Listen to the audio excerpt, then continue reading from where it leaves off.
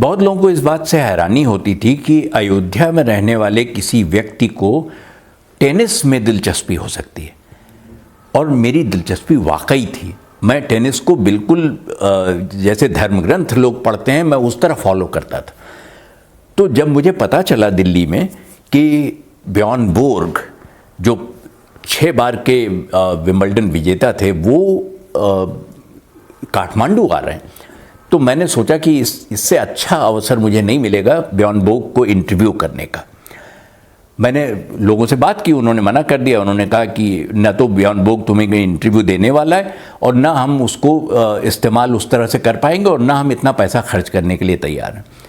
मैंने छुट्टी ली, अपने पैसे खर्च करके मैं काठमांडू गया, और संयोग से ब्jorn Borg ने मुझसे लंबी बात की, और मैं वो बातचीत रिकॉर्ड करके वापस आया तो उसी संस्था ने, जिसने कहा था कि हम एक पैसा नहीं लगाएंगे, पूरा खर्चा दिया उसका और पूरा प्रकाशित किया। एक एक हिस्सा उसका कई दिन तक चलाते रहे।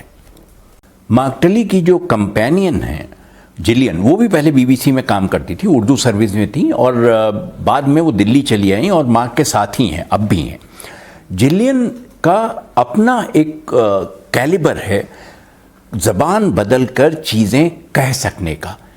जिलियन को आप हिंदी बोलते हुए सुन लें तो वो नफीस हिंदी, इतनी शानदार हिंदी और उर्दू वो बोलती हैं कि आप हैरान हो जाएंगे, आपको लगेगा ही नहीं कि आप किसी अंग्रेज़ से बात कर रहे हैं। जिलियन ने कहा कि मैं अपनी इसी खूबी का इस्तेमाल अनुवाद करने के लिए करना चाहती हूँ, और उन्होंने पहली किताब चुनी राग दरबारी, श्रीलाल शुक्ल की।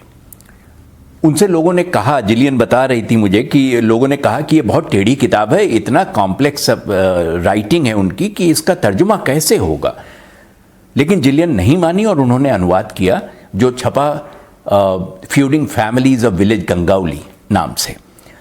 इसके बाद उन्होंने राही मासूम रज़ा का आधा गांव का अनुवाद किया। दोनों, उसमें इतनी गालियां, ऐसे ऐसे शब्द थे कि उनका अनुवाद लोगों को लगता था कि अंग्रेज़ी में संभव नहीं होगा, लेकिन जिलियन ने वो करके दिखाया।